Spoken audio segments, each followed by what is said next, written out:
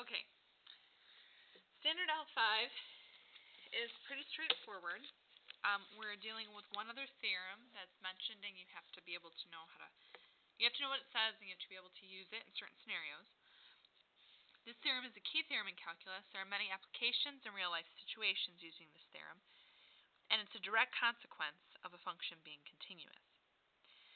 Suppose you try to find the solution of the equation x cubed equals 6 by tracing the graph of y equals x cubed. The cursor never quite hits a value of x that makes y equal exactly 6. So to demonstrate this, I'm going to go ahead and graph it. Okay, so we have x cubed, and then we have 6. And then we're going to go ahead and graph. I'm going to make sure I have a good window. Okay. So that's the intersection point there. And if I just use my cursor and trace it, I'm looking for a y value of 6. And you'll notice that the cursor jumps from 4.9 to 7. So I know that the x value that would make this 6 is going to be between 1.7 and 1.9. It's probably going to be really close to 1.8. But I don't know exactly what it is because the cursor never quite reaches that point. That's because graphing calculators plot discrete points that only approximately represent the continuous graph. However, because y is equal to x cubed is continuous, we know that there must be an x value that when you plug it in here to x cubed, you get out 6. However, because y equals x cubed is continuous, there's a value of x, an irrational number that when cubed gives exactly 6. A rational number meaning here that you're going to have a non-repeating decimal.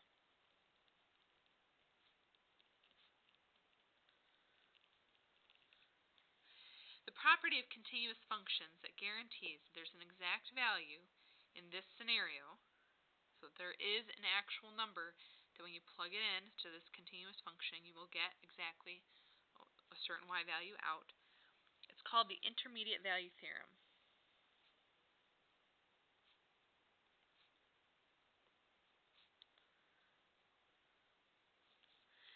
Informally, it says that if you pick a value of y between any two values of f of x, which are y values, then there is an x value in the domain that gives exactly that y value for f of x. In like this scenario, we know there has to be an x that will make that equation true. One application of the IVT, the intermediate value theorem, can often be used to include zeros of a function. If you check the endpoints of a closed interval and the values differ in sign, that means the graph has to cross the x-axis. So, one application that I know I've seen on the AP exam is this right here, where you're looking for an x-intercept of some sort. This kind of gets at that same concept. We just aren't looking for an x-intercept. We're looking for where it's going to equal 5. So we're looking more at a situation like this. We have a continuous function. We have a cubic. And we're going to see if we can figure out, using this cubic, what if we plug in for x will equal exactly 5. And use the IVT to show that. Alright, so in order for the IVT to apply here, and I guess I should speak a little bit about the difference between an existence theorem and a technique theorem. An existence theorem is like the intermediate value theorem. It says this is true under these scenarios. So I know that under these scenarios, because a continuous function doesn't have a break, I know that I have to be able to figure that out. There is an answer to this problem because it's continuous. So that's an existence theorem. The intermediate value theorem doesn't tell me how to find that number. It just tells me that it has to be there. Alright, so we're going to go ahead and state first that because polynomials are continuous,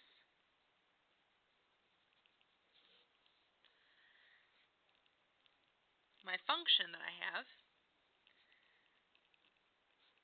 is continuous, And I know it's continuous everywhere, but I'm really only concerned about these two values that it wants me to look between. So this closed interval that it wants me to look between. This you have to state, or you have to at least be aware of, because this shows that the IVT applies.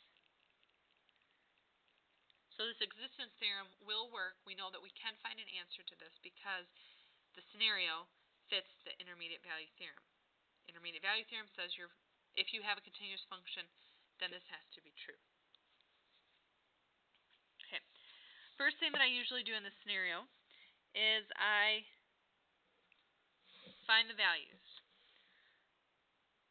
Well, I'm not going to label that as a step. We're just going to write it out. Because it wants me to look between these two specific values. So I'm going to plug those two specific values in and see what my y values are. When you plug in 1, you get 1 minus 4, which is negative 3, plus 2, which is negative 1, plus 7 gives you 6. So because f of 1 is 6, and f of 3, when I plug 3 in here, I get 27. When I plug 3 in here, I get minus 36, which gives me negative 9. When I plug 3 in here, I get 6. So negative 9 plus 6 is negative 3. And negative 3 plus 7 gives me 4. Okay, so because f of 1 equals 6 and f of 3 equals 4,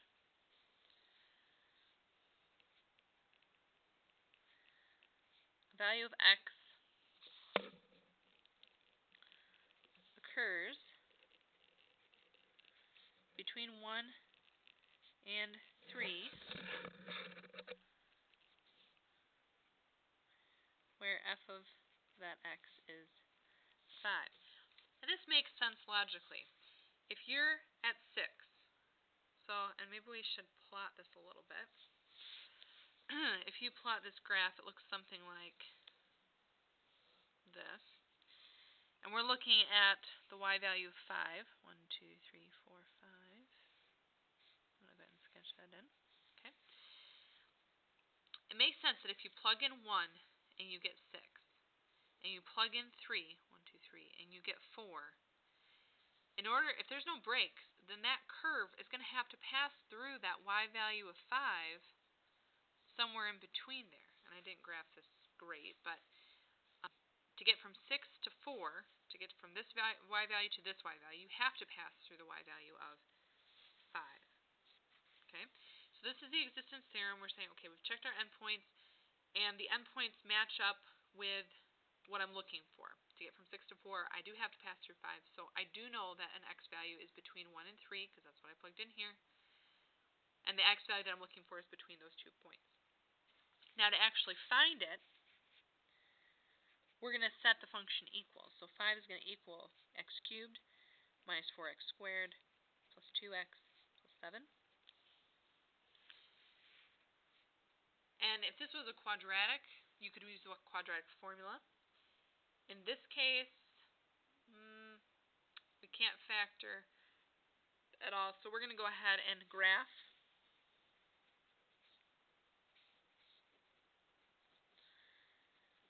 And find the intersection.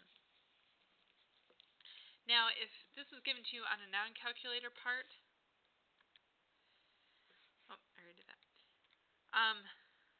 Then they would give you a function that when you set, like this is the y value that I'm looking for, or that I have, and I'm looking for the x that matches up with that y value. This would be a function that you could actually solve by hand fairly easily.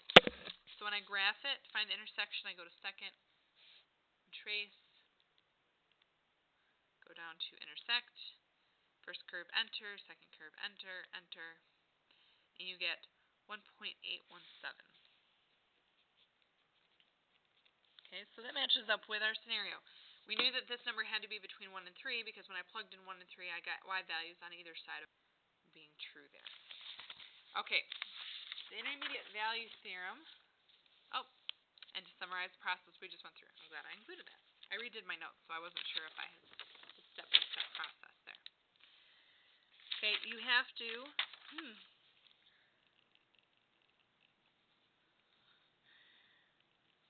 make a statement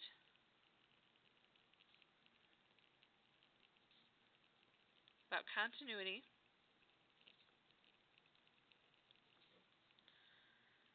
so the IVT applies. Because the IVT can only apply in a continuous function. So you have to determine if it's continuous or not. And I should say applies on the closed interval.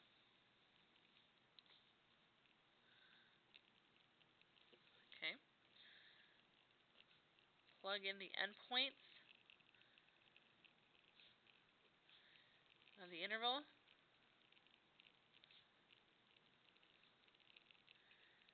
And determine the y values. The y value you want, or not in this case that you want, but the one that you have, needs to be between the endpoints y values. When I talk about the endpoints, it's the endpoints of the interval. So like in the example we did, it was 1 and 3. Okay. If that happens, which it should if you're using the IVT, then the third step will be to set your function equal to the y value, not the endpoint y value, but the other y value that you have, and solve for x. Another way to look at this theorem is thinking in terms of a real-life situation. You are driving down the road at 50 miles per hour, and your friend is driving behind you at 40 miles per hour. In 10 minutes, your friend speeds up to 60, and you slow down to 45. The IVT guarantees that at some point you and your friend were going the exact same speed. And that makes sense. If you're going 50, and then you slow down to 45, and your friend is going at 40, and they speed up to 60, the speeds cross paths. You can't not cross paths. You went down 5 miles, but your friend went from 40 through the miles that you were already going, the speed you were already going, and up to 60. So at some exact point, you were going the exact same speed. In this case, it's another type of scenario. Consider a person's height. Suppose you are 5 feet 2 inches tall on your 17th birthday, and then on your 18th birthday you are 5 feet 8 inches tall. Describe the situation in terms of the IVT. Alright, so we need to make a continuity statement here. Now, you're still growing, probably between 17 and 18. Now, at some point, the growth or the height is not going to be a continuous process. But right now, in this interval that we're looking at, height is a continuous process. Because height is a continuous process, the situation is continuous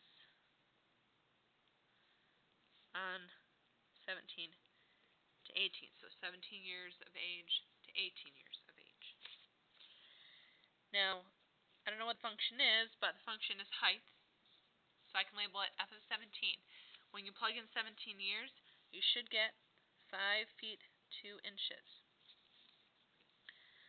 When you plug in 18 years, you should get 5 feet 8 inches. The IVT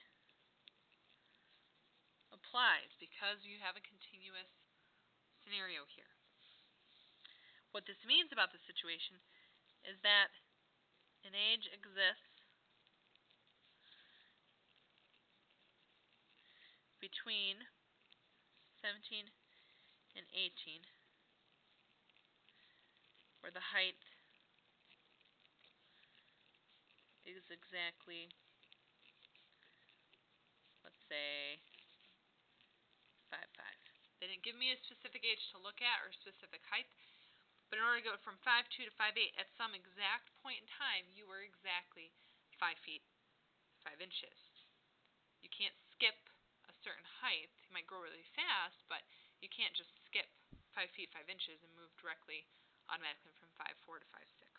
So that makes sense to us, but that's basically what the IVT is. It states if you have a continuous process and you plug in your endpoints at interval, and the y value you have or that you want is between those two, then that point exists. So in our first scenario here, this x exists. There is an x that when you cube it will get you 6 because it's continuous and we plugged in the endpoints in. They were on either side of 6. So that's the basic premise of the intermediate value theorem, and we use it mostly to find zeros or to talk through situations where we know something has to be there. We can prove that it has to be there by using the IVT and then solving it in a different